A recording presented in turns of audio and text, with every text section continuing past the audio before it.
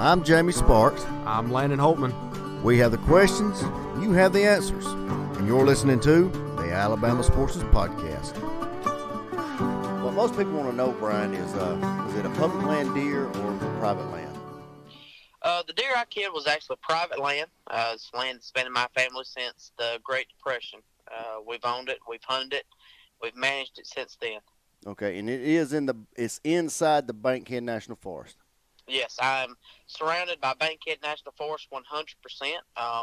Government land is all the way around me on all four sides.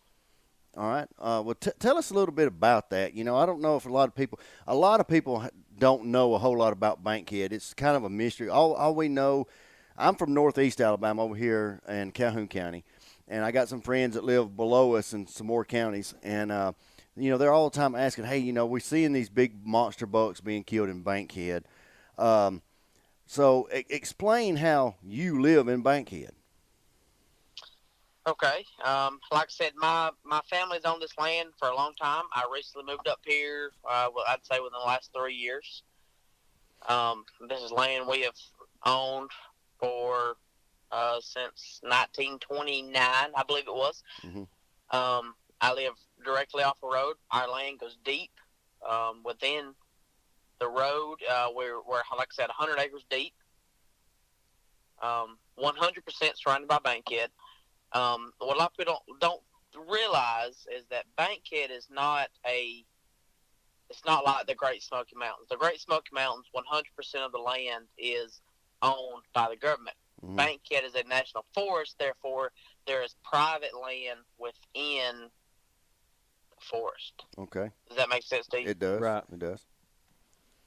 So instead of the government taking land and doing what they want to with it, there's people that still own it. So we've been here, we've owned it forever, we manage it, we plant green fields, we plant corn, we plant sunflower seeds, we plant soybeans, we do all the right things to attract these deer in, and we do what we can to manage them, we do what we can to kill good deer. All right, and we were talking earlier, we'll go ahead and bring this up, the buck that you have right here, we'll get into that in just a second, but I was asking you about some other bucks that you and your brother and your dad had killed that you had posted. Now, those are real nice bucks also, and were they killed on this property?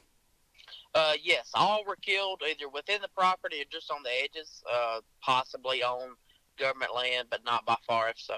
Right, and they were equally as good. I don't know score-wise, but, just looking at them. Impressive. Yeah, just looking at them, I mean, they were all real good wall hangers, Absolutely, every one of them's on the wall. All right. Now back to your buck right here. I think you put a score out. So what did it green score? He brought 156. He was scored by Lee Black, which is my taxidermist. And that is not counting the extra point that was like an eighth of an inch shy of being a 12 point. Wow. Is he the biggest buck you've ever killed? He is the biggest buck I've ever killed. He's not the biggest buck I've ever seen out here. Oh. I was doing some camping over on the backside of our place one time, and me and my dog had wandered off in the woods. I mean, we were probably 2 or 3 miles deep, and I was hunting a transition from pines to hardwoods, and I seen this buck, and I honestly would say he was something you'd see in a magazine. I pulled up on him, and when I pulled up on him, my scope on my good old 30-30 set sideways. And I made the conscious decision not to shoot at that deer because I knew the scope was off. I had undersights, but I decided not to shoot. I decided to let him go. But yes, that's the biggest deer I've ever seen, not the biggest deer I've ever killed. I'm sorry, the biggest deer I've ever killed, not the biggest deer I've ever seen out here. Right. Talk about a little bit, since you live up there, talk about the hunter versus the deer density. Are there a lot of hunters that hunt the Bankhead compared to, I don't know, if I were to come up there, I'm seeing on social media, there are a lot of bucks up there, big bucks. Is a hunter going to come up there and see these big bucks? I'd say no. A hunter's not going to come up here and kill a big buck, not going to see a big buck. What people don't realize is the thing about Bankhead is you can't hunt near the road and you can't hunt near where people are. Most hunters want to come up here. They want to walk 200 or 300 yards off the road, and they want to see a big buck.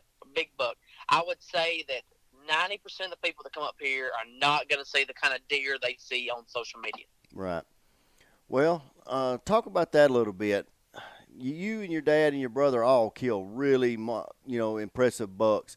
How do y'all go about doing that? I mean, I know you said you manage a little bit, but you also said that just now about getting off the property a little bit, and back in there. What do you look for when you're trying to find one of these big bucks? How do you look for him, find him, and set up on him?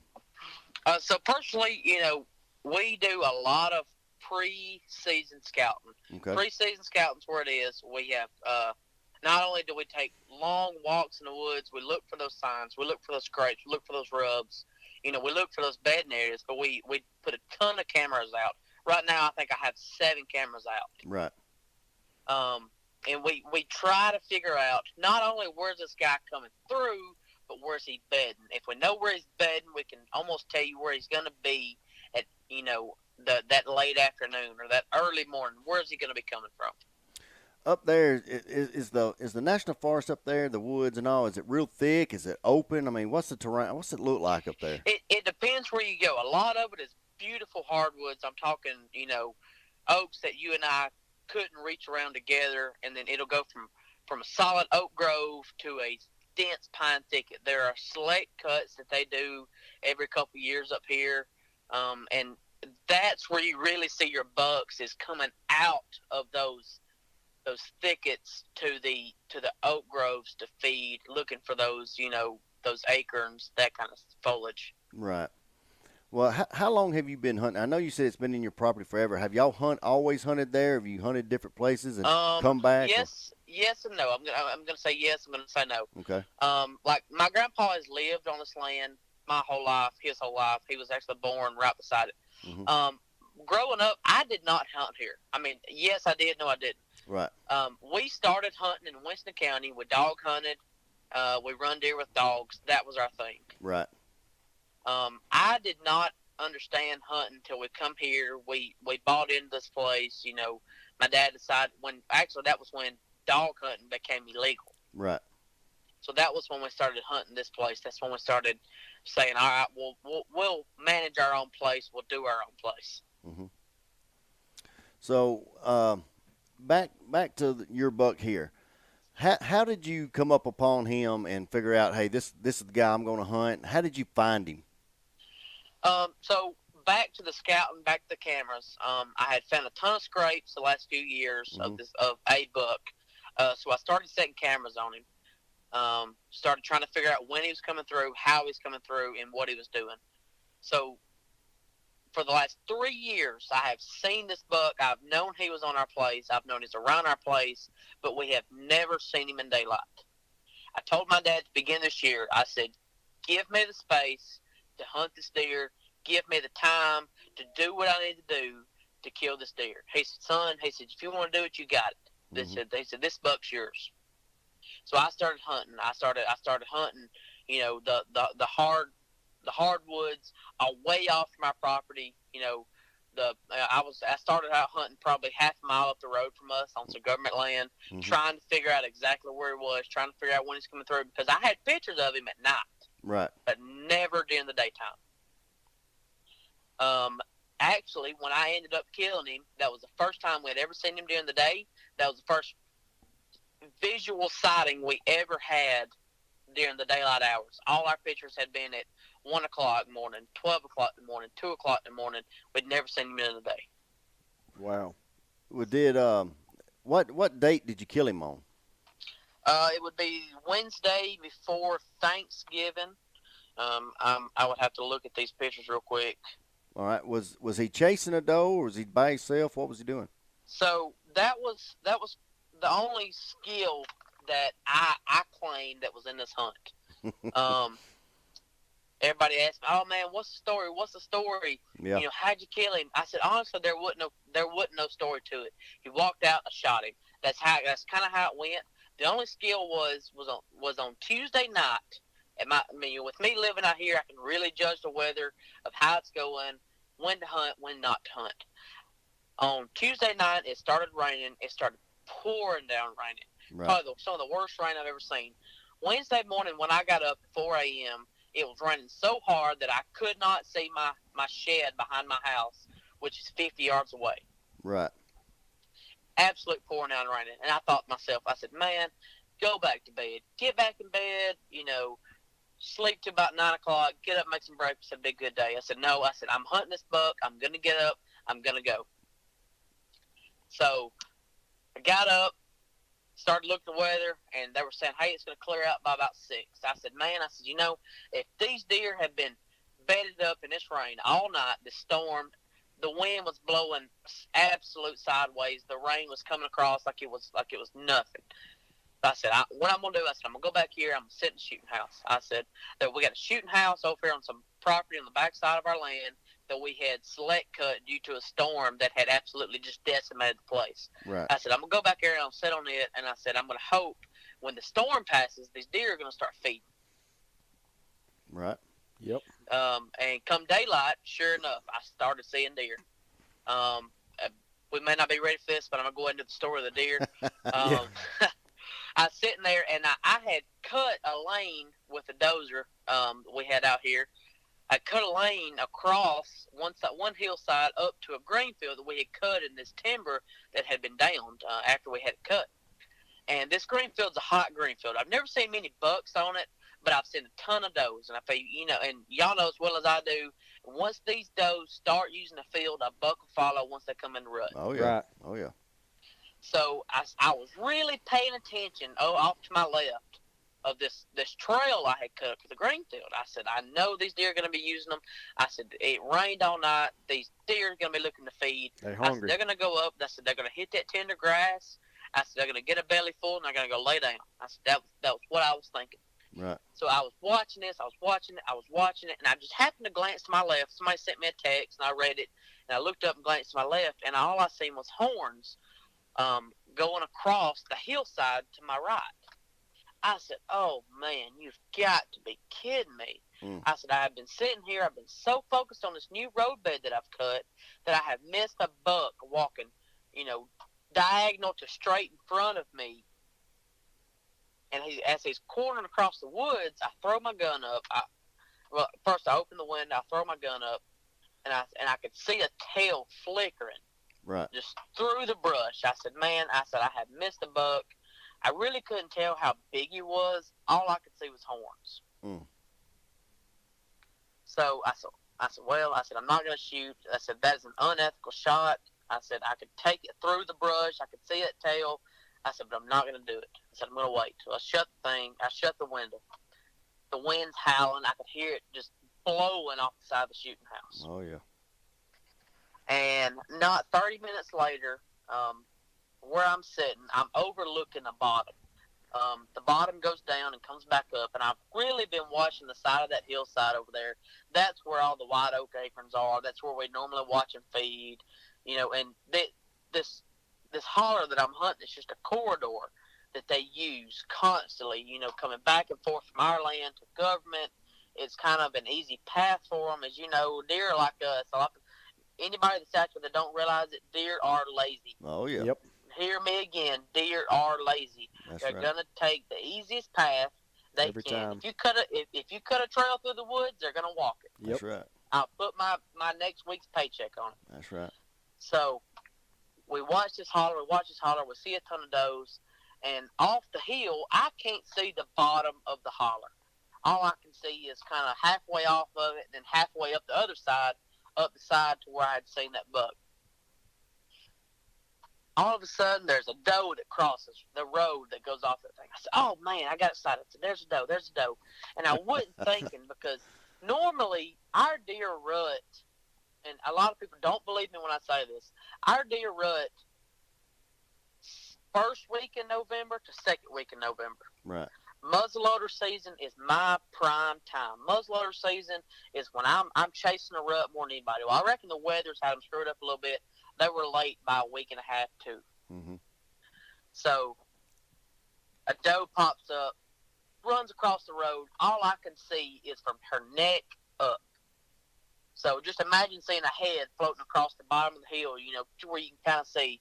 Well, then all of a sudden, there goes another doe. I can see her from the chest up. Right. Well, I was watching her, trying to see where she goes. Well, I just happened to glance back across the trail, and man, all I see is horns. Mm. I look and I said, "Oh my gosh!" I've been telling people that's been asking me. I said I had 5 seconds to shoot. I shot in the 5th second.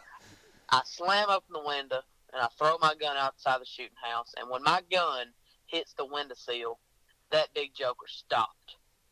By the grace of God, he stopped and looked at me, and I shot him, and he fell in his tracks. Golly, man. Chasing 2 does as hard as he could. Here I'd been watching this hillside all day, and I had seen him before, and I didn't realize it was him. All I could see was horns. And if I'd have realized it was him when I'd first seen him, I'd have probably been so sick, I'd have packed up my stuff and went home. Dang. How far do you think he was, Bryant? Come back on that, I'm sorry? So how far do you think he was when you shot him? He was 38 yards when I shot him. Wow. 38 yards. 38 yards. I had my scope zoomed in.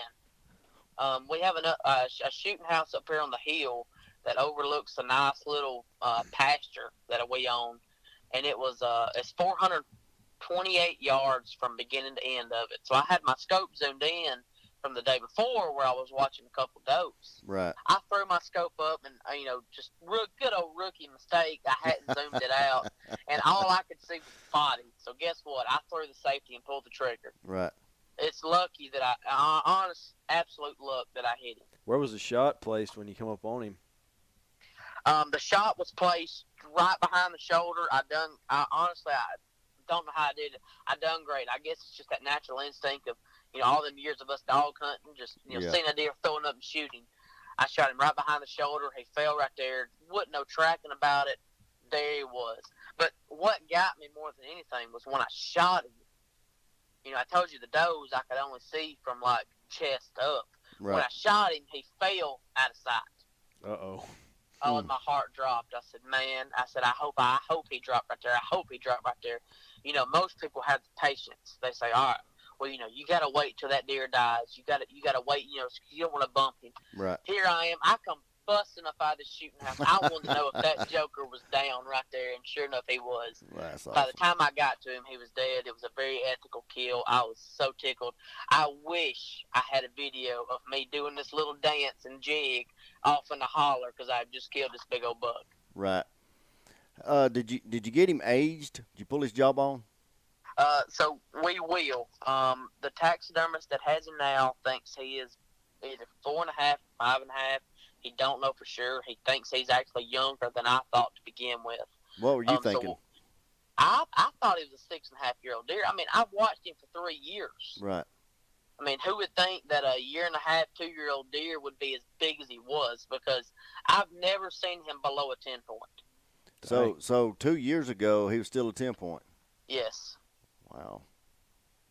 Which is absolute crazy to me. Did he take was it a heavy spike? I mean, or did he put on a lot of, mass, whatever, in the last year or the last 2 years? I'm going to say no. The first time I seen him, like I said, he was a heavy 10-point. You could tell he was a 10-point. There wasn't no, trying to zoom in on your pictures and trying to count. You could tell he was a definite 10-point. The second year, which is last year, he was an absolute 12. If you're looking at the picture of the deer, he was a crab claw on one side, which made him 11. On that same side that he was a crab claw, last year he had a kicker off the G2, which made him a 12-point. Right. A mainframe 12, and then this year he was a mainframe 11 with a kicker off the back. Right. Did y'all get a live weight on him? We did not. I was honestly so excited that I didn't really mess with a lot of that. Right. Our best guesstimate at the processor, we weighed him there. He was about 180. I mean, which is, you would think, small for a big deer like that, but I feel like he's been chasing for a couple weeks. He's really lost down compared to the last pictures I have of him, which is, 3 days before. He looks a lot smaller live versus the pictures at night that we have of him. Right. So, hunting a bankhead, I think we talked to Nicholas Landers. You know him?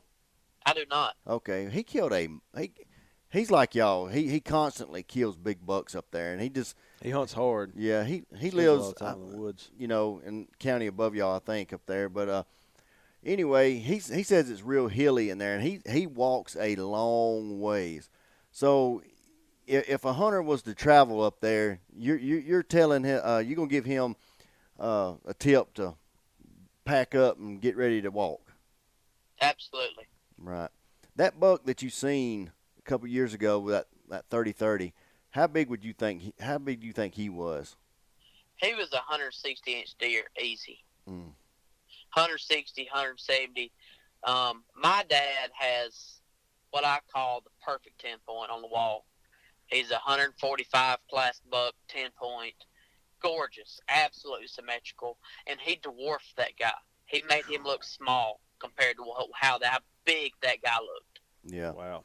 Yeah, I got a 140-inch 10-pointer, biggest deer I've ever killed, biggest Alabama deer I've ever killed, and my dad's got a 160-inch 8-pointer from Kansas. Oh man, the night and day difference. Of course, 8-pointer going 160 inches, you know how big that's got to be. Right, that's crazy. Yeah, it is. But I tell you, I was proud of that 140-inch 10-pointer. But man, when you look at that 8-pointer, oh my gosh! I mean, you can tell a 140-inch buck's a great buck, but when you get to 150 and 160, I mean, you can tell the big difference. It's like you said, it dwarfs them. I mean, it makes it look Absolutely. like a baby. It does. After seeing that deer hang on my dad's wall for year after year after year, as soon as I saw that buck, I'm like, man, that's bigger than what Dad's got on the wall. And y'all know how that is. It's like what you're used to seeing. Man, that's just so much bigger. How old are you, man? I'm 24 years old. 24. So how long do you have to look at that big buck your dad killed?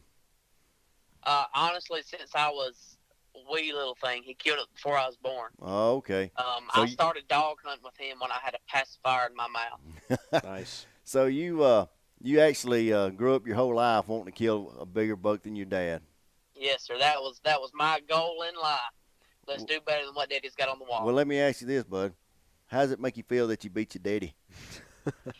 Honestly, no better than it did him. Right. I posted on Facebook, he was more excited than I was. To see his boys come out and hunt with him means the absolute world to him. For me now to live out here and take care of our place the way I do it's just awesome for him. But to see his kids be able to do like him, and year after year be able to see big deer, and year after year be able to kill big deer, man, that's the world to him. If you could imagine anything for your kids, the best thing in the world, that's how my dad imagines us. Wow, that's great stuff. That is great stuff. Do you have kids of your own yet? I do. I have one child. She is 10 months old. All right. So it won't be long before she's running around in the woods with you, will it? Absolutely. Her favorite thing right now is to go check deer cameras. I have a Honda side-by-side Pioneer, and she thinks if that thing cranks up, she's excited. She's wanting on it because she knows I'm going to check deer cameras. She got her seat in there, doesn't she? She does. We have a designated seat for her just in that thing. That's so precious. I love it. Yeah, I love it. I'm ready for that buck to get on the wall, and then she started envying that thing. Yeah. And then in about 20 years, get her one. Yeah. Hey, that's right. My wife, dude, she's phenomenal. She ain't cut me no slack since we moved out here, though. In our house that we live in, she's like, we need some horns for them walls. We need some horns for them walls. I'm like, baby, I'm trying. I'm trying. Yeah, that's right. I'm doing all I can. And this year, she's like, this year's the year. She's like, we need some horns for them walls. I was like, I got him on camera. He's here. I just got to get in there. So you got to bear with me. And my wife knows, from early October till January, don't expect any extracurricular activities from me because I'm hunting. Right. That little girl, just get ready because in a few more years, that little girl's going to be gunning for you like you did your daddy your whole life. Honestly, and there wasn't nothing I'd take for it. I'd be happy to see her kill one bigger than I did because I'd probably be like my daddy. I'd be so much more excited than she is just to see that. That's right, man. That's great, man. That's awesome. Y'all got a place like that, man, that you can just keep passing down. That's all, man. That people dream about a place like that for their family. They really do, man. Absolutely. And honestly, I was so blessed to be able to, this pretty much just be laid in my lap, be gave to me for me to be able to hear and hunt and to learn the true value of to get out and to work for something and to have it in life and to be able to take care of it and manage it like your own. That's right. Well, back to the forest up there. Do y'all have a lot of problem with a lot of hunters coming in up there, or is it like around here where I live? We live at the foothills of the Cheehaw Mountain over here, and that national forest, the Talladega National Forest up in here, it doesn't get a lot of pressure. It does not. I mean, you'll see a truck here and there, but not that much. But is Bankhead that way, or since social media come along and everybody's putting these big bucks on there, are you seeing an increase in hunters? Yes, 100% yes. The road I live on is a major highway for deer hunters, is what I'll say, without just giving away too much where I live. Right. Before, growing up, when I first turned 16, you would ride up and down our road on opening day, and you might see 3, 4 hunters. Now, it's nothing to see 6, 8, 10 hunters, before you get to my house, and that's not counting after my house. Right. But yes, since social media, I would say that the Bankhead has blew up. And honestly, what people don't realize is you're helping the hunters that truly hunt more than anything. Oh, yeah, you're pushing the deer on them. Absolutely. And a lot of people don't realize that. Yeah, that's the way my granddad and them back before I was, I was about 10 years old when we started getting in hunt clubs, but going with them, we used to hunt a lot of management areas and stuff like that, and he would look at the maps and find a road that cut into a big piece of property, and he'd line us all up. We'd get in a big old line down a big ridge or down a holler or something, and then he'd wait for daylight because people would park in on the other side and start walking in the woods, and it just pushed deer right over on us. As soon as they started walking. That is doing what we call a drive. That's that. Well, no. On I mean, it is, but it's not. Yeah. You were naturally letting people drive the deer. That's right. That's right. Yeah, they weren't walking through the woods with a man drive or whatever. Yeah, it wasn't organized. It was just happenstance, Right, but you knew where them folks were coming from, and y'all strategically placed yourself there. Yep. And honestly, that's the most ethical, the best hunting you can do, in my opinion, because you're catching them deer coming right by you and you're shooting. I call it hunting the hunters. Yeah, that's it. Absolutely. That's right. You're just hunting around everybody else, Well, since you got that buck this year, has your dad got one pinned out, or your brother? That was kind of the big one we've had on camera. My brother hadn't hunted a whole lot this year. We have 2 more deer on camera that are pretty good. They're not near what we have seen. But honestly, if we seen them, we'd probably let them walk, just in the fact that in the next couple of years they'll be what I killed. You know what I'm saying? Right. So at this point, we're going to keep hunting. We're going to keep seeing what we can see. We're going to manage our deer. If we see one that's, hey, that dude's messed up, he needs to be taken, that's the kind of deer we'll take from here on out. Honestly, for myself, I've been looking at hunting some public land around here. That old 30-30 I was talking about, I would love to take it and kill a nice buck somewhere else. Open sites, just like my grandpa used to. Well, you talking about that? Do you have places? Since you live there, I'm sure you've seen bucks crossing the road, and I guess. But are there other places up there that you hunt occasionally? Yes, there is. I have a couple other places that I've kept an eye on, like you said, that I've seen a buck cross, at nighttime or in the early afternoon and the early morning, because, I work every day. I'm just like a normal person, so I'm up and out of this forest every day. So, yes, I have other places that I've seen deer. I have other places that I know that, hey, so-and-so has hunted over there so many times and had success, and that I'm seeing deer that I know I can hunt that ridge and probably see deer, or I can hunt, that finger or that shelf and do good. Right. Yeah, that's what I was telling one kid, what's his name, Wyatt Reeves? Yep, Wyatt. Yeah, we were talking to him the other day, and that's what I was telling him. He said he has a couple other places to hunt. He killed a real big buck over here in Calhoun County. It was 159 inches. Yeah. That's awesome. And the horns on it are palmated. Yeah, real palmated. I think he said one of the widest measurements he had on his mask was like 10 inches. Yeah. Really? It was over 10. It was 10 and something. Yeah, I can't remember, but wow. Anyway, it's a monster buck. I mean, and just crazy, you know. And we asked his dad, and we said, "Hey, are there any other bucks on that property that's got any of that palmation?" He said, "I'm not at liberty to say." I understand that. Yeah, but they're like you. They were hunting on like 100 acres of land. You know, Yeah. You know, small tracts. Of course, you got a big tract behind you, but still, We do, and that's honestly, like, everybody's like, "Oh man, you're so lucky to have what you have," and yes, I am. But what a lot of people don't realize is I hunt a lot of government land just like anybody else could. Right, and it's like you said. I mean, you go to work every day, so it's not like you're just constantly watching the property. You know, I mean, right. You got cameras and stuff, but I mean, crap, everybody's got cameras in the woods. You know. Yeah, when it comes down to it, I'm not doing anything different than anybody else could if they put the effort there. Right. Yeah, that's what I always say. You know, if you got a piece of property, and you know, me and Landon talk about it too. You know, we have a hunt club that we're in, and of course, right here where I live. But the biggest thing is put your cameras out, spread them out, and you'll find where the bucks are. And you'll find when you find him on the camera, and you're getting daylight pictures of him, you better set up right there. Yep. Absolutely. Are you using just regular cameras that you got to go pull the cards, or you got cell cameras? I'm using regular cameras to gotta go pull the card. Right. I tell you, we've looked at myself have looked at doing cell cameras, but honestly, I mean, like I said, we're in the Bankhead National Forest. There's not a lot of places you can go that you have signal. yeah, that's what I was going to say. You probably don't have real good signal way back in the boonies there. I don't know if those cell phone cameras, I don't know if they have boosters, you know, signal boosters and all. I know you can buy one for your cell phone. Yeah, they do. There's some that you can mount up kind of up in the tree, kind of like one of the solar panels. Right. Yeah. But out here, I mean, even me sitting in a tree, there's a few of my stands that I can go sit in a tree and have signal and talk to somebody. Right. I had a buddy that come out here hunting the other day. He had asked my permission to come hunt, and I said, yeah. I said, I'm going this afternoon. If you would like to go, I said, I'll put you in a stand. I said, I'll put you in a good one. And, man, he just thought it was the best thing in the world. Anyways, but as we were leaving, I handed him a two-way radio. Mm-hmm. He said, man, what's this for? I said, this is to talk.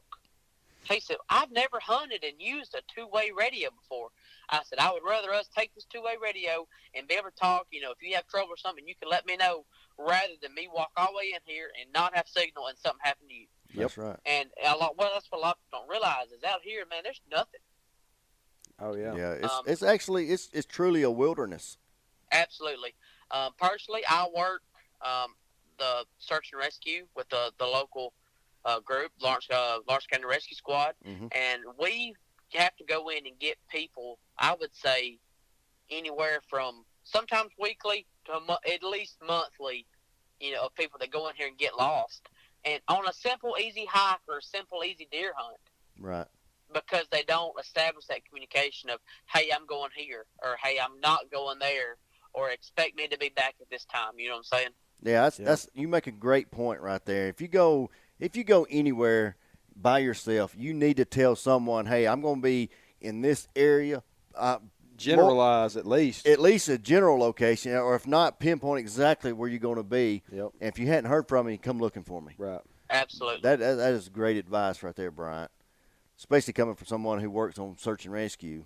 Yeah. Absolutely. And if we're going to cover this subject, let's do it. Let's do it. Go ahead, bud. Let's do it. Go ahead. One, if you're lost, don't keep walking circles. Stop. Okay. A lot of people that they'll keep walking circles and they'll get further and further and further and further away from where they're supposed to be. Stop and get your bearing about you. And then, one, find a creek. Find a old logging road. Mm-hmm. Out here in Bankhead, you can't go without finding one or the other. If you find one of those, they will take you to a road eventually. Now, you may walk all the way to one end of it, of that logging road, and find it dead ends. Just turn around and walk the other way. Right. That's all you have to do. Don't come off the logging road. Do what? Don't come off the logging road is what you're saying. No. A lot of people, they'll go and they'll start walking, and they'll walk a creek bottom, then they'll top a hill, then they'll go off in another holler, and that's when we can't find you. If you stay in a holler, you stay on the same creek, or you find a logging road and you find a bridge, that's when we can find you. Right. Man, that's great advice. These people, they go just walking, and they keep going, and they're going over terrain and down terrain, up and down one side or the other, and then before you know it, you're nowhere near where you were supposed to be, and there's no way on this God's green earth that we can find one person and say a 2,000 acre spread. Right. Are there a lot of people that come from the city, like Birmingham, up into there, and and hike? I guess most of these people. There's a lot of hiking trails in there, aren't there? Yeah. Absolutely, the Big Simpson hobby Wilderness people. is covered up with them. Right. Are there a lot of people come from the Birmingham area and the Yes, Huntsville area down in we there? have a ton of people that come up here from the Birmingham area, from the Coleman area. I've talked to people as far as Chattanooga, from Nashville. I honestly would say that there's more outsiders that come here to hike than there is local people. Right. That's what I was going to ask you. That's what I was leading up to. What about hunters? Do you have a lot of outside hunters? From other states coming in there? Yes, I have actually myself worked a heart attack call in the woods. A hunter that come all the way from the other side of Birmingham that come up here and had a heart attack, and nobody from down there knew where he was. Oh, yeah. He didn't tell anybody he was going hunting. How did you find out? Was he in his truck or something, or was he in the woods? So first we located his truck, and then thank goodness there was a couple horse riders that had come by a place and said they heard a man. Mm-hmm. So we ended up going off in there and looking, and them horse riders found him and brought him out on horseback. Wow. Man, was he lucky. Absolutely. It was absolute by the grace of God that they found him off in there where he was. Man, I tell you what, you dying there. Nick Lander said that there's a lot of hogs up in there. Yes, there's a lot of hogs. I killed about a 200 to 240 pound boar up here on my place during bow season. Yeah, I mean, if you were to die in there, they would eat you and nobody'd ever find you. Yep. You're absolutely right, and that's why there's so many people that say it's missing in the Bankhead, because people bring you out here and that's just it. They're gone. Well, yeah, you better. I think you just scared some hunters off. Yeah. Hey, I don't think you got to worry about anybody hunting on your place. Honestly, it ain't nothing to be scared of, but it is something to respect. Exactly. Right. Well, don't come out here and expect to just be able to conquer these woods and do whatever you want to. Walk off a ridge and kill a monster. It ain't gonna happen. Yes. Right. Being search and rescue, we worked a girl here a while back. She's one of the best hikers there was. She's hiked the Appalachian Trail. She's a through hiker. Right. Like I said, when I said one of the best, she was one of the best. She got off one of these ridges and fell and broke her leg. Guess what? We had to tow her out. Wow. Yeah, a lot of people don't understand how dangerous it is just being in Mother Nature. I mean, it can get rough, and it can get rough very quick. Just like that lady, hiked all them trails. She was seasoned in hiking. She knew what she was doing, and still broke her leg. Yep. One fall is all it took. That's it. One just little slip. That's it. And what this is something else. I went up behind my house today and checked my cameras, and I got a lock on way back in there, and a tree had fallen and missed my stand by, just a couple of inches. And if I'd been sitting in that stand, I'd probably got hit by some of the limbs. But the thing is, on a windy, that happened the other day when it was real windy. I believe it was yesterday, matter of fact. Being in the woods, in the forest, when it's windy, man, that's probably one of the most dangerous times to be in the woods. I've dodged some limbs falling. You'll hear them cracking, take off running. Yeah. I mean, it's dangerous when the wind's blowing. Yeah, that's what's always been one of my fears, being in the woods and, a top snap out on one of them widowmakers or something and get you. A lot of people when they're hunting, they don't take wind into play. Right. I was up in a tree hunting one time, and I was after this deer, and I knew he was coming through, and he come through, and I drew my bow back, and I missed him. And I said, man, how did I miss that deer? I said, I know I was right on him. He wasn't, 25, 30 yards away. How did I miss this guy? Guess what? I got sitting there, that wind got to blowing, and that tree got to rocking. Mm-hmm. I pulled up, and I guess I had released just the right time. That wind had that tree was rocking just enough. I missed it. Yep, that'll do it. Being up there in Bankhead, you see all kinds of stuff on social media. Have you seen Bigfoot yet? I have not seen Bigfoot. Everybody's looking. I do have a wolf on camera that my best friend and I have both heard on the same hunt. I have him on camera. But other than that, that's about it. Will you send that picture to me? I can. All right, I'd like to see that. Yeah. Crazy. A lot of people say, "Oh, that's just a big coyote. Oh, that's just a big coyote."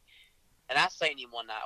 My wife and I had we went to Las Vegas, and my house was vacant for a week. Mm-hmm. My dogs were at the local veterinary, and they got boarded. So our house was really not patrolled like it normally is. I mean, a deer can't walk up in my absolute front yard because of my dogs. You know what I'm saying? Right. They're on a wireless fence.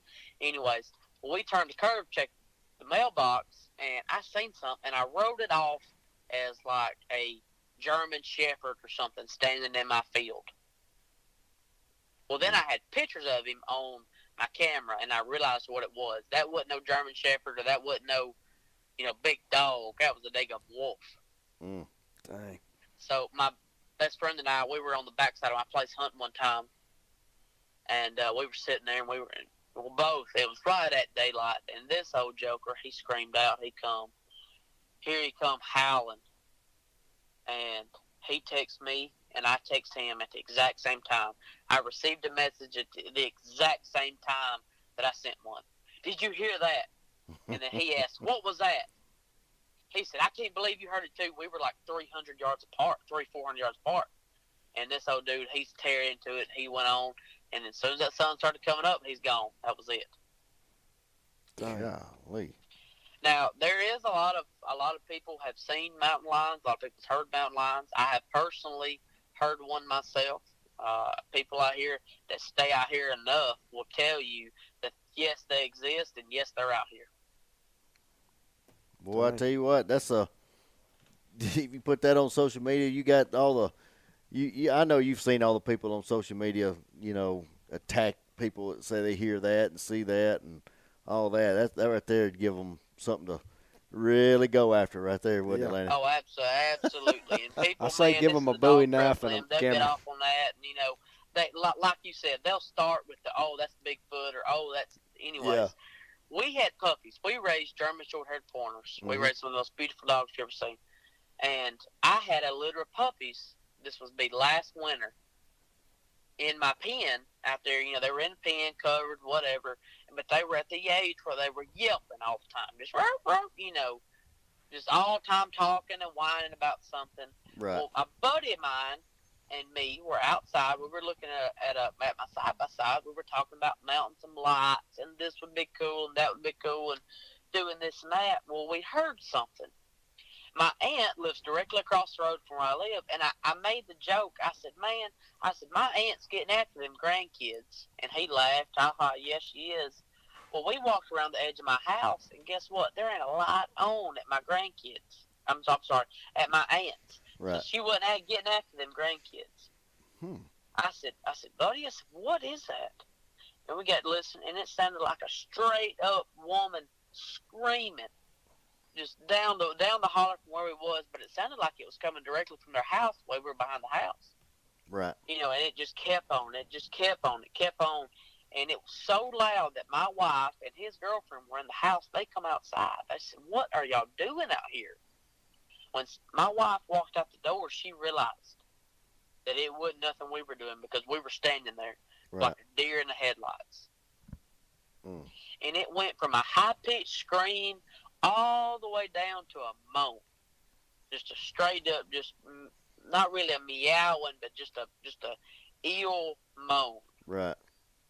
And I had never heard anything like it in my life. Just the hairs on your back stand straight up.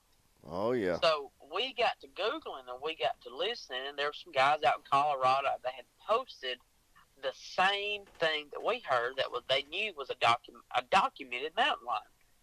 And, I never laid eyes on him, but I know in the bottom of my heart that's what it was. There ain't no doubt in my mind. Right.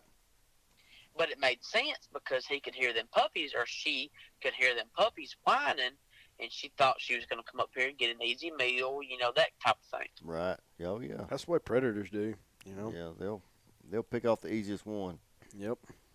You could have lost Absolutely. You could have lost an expensive dog that night. Hey, do y'all? I know you said you had German short-haired pointers. Do y'all raise quail dogs? Is that what you're raising them for, or y'all just raising them to sell? Yes or and what? no. I have one guy that buys them just for that. Mine personally is a pet. Right. He's the biggest baby there is. We have put him on a blood trail before and let him trail a dog, or trail a deer or a hog or whatever. That's cool. When I first got him, he was going to be a shed dog, but a shed dog has to really take to an antler. I don't know if y'all know anything about it, but when they're puppies, you have to get them super interested in deer antlers, and he just didn't care nothing about it. Mm-hmm. But on the flip side of that, now he don't chew anything up. He don't like chewing on nothing. I wonder why. I don't know. That's just how he is. He ain't never chewed nothing up. So he'd have made a good quail dog because he wouldn't have bit He wasn't into the hard quail. mouthed. Yeah. exactly. You're probably absolutely right. I've used him to retrieve a couple of dove here and there, and he'll go get them and he'll bring them back. But the only thing he wants to pluck feathers. So we're still working on that. But other than that, he's just my wife's big old baby. Yeah, well, that's good stuff. Well, Bryant, man, this was a great conversation. I sure am glad you got to come on and tell everybody about your hunt. And I know a lot of people are gonna want to hear it. And you know, just y'all constantly, consistently kill good bucks up there. And I hope to hear from you again. Yes, sir. I'd love to talk to you again. You know, anytime in the near future, if y'all want to come out this way and y'all want to do a hunt, guys, let me know. You know, I'd be happy. Sounds great, bud. Well, appreciate you being on. Go ahead. Yes, sir. In closing, right here is, you know, anybody's going to come hunt Bankhead, my advice: get in there, find your sign, learn the terrain, find water, and find a food source, and you'll kill deer. Get off the road and go look for them. Yep. You got to get out. You got to do your homework. Hey, before we end, what about a GPS? I mean, do you implement GPSs while you're hunting in Bankhead when you get on the government land? You know. Yes and no. Yes and no. I mean, yes, I do. No, I don't. I use HuntStand. HuntStand's a very good app. It does well. A lot of my stuff is by memory. You know, just because I know our land so well. I can tell you where, you know, a big cedar tree is, you know, blah, blah, blah, whatever. Right. But if I get off our land, Avenza Maps, hear me again, people, Avenza Maps is absolutely awesome. It's a zero signal app, so once you have it and you download the map to where you're at, it's a 100% GPS-based map. Is that Avenza or Venza? Avenza. A-V-E-N-Z-A. Okay. Avenza. Sometimes the map costs money, but it's 99 cents. Tell me the first person that 99 cents is going to break with anybody with an iPhone. Yeah, Nobody. You got that right. Buy you a map. None. Know the area. Learn the terrain. All of them are topos. Study your topo. Right. Well, that's great advice, man. I sure am glad you got to come on because we covered a lot tonight. You know, we covered a lot, you know. A lot of questions answered, especially Bankhead questions. Yeah, for us. The hunting and not just hunting, the search and rescue. Right. That's some good stuff.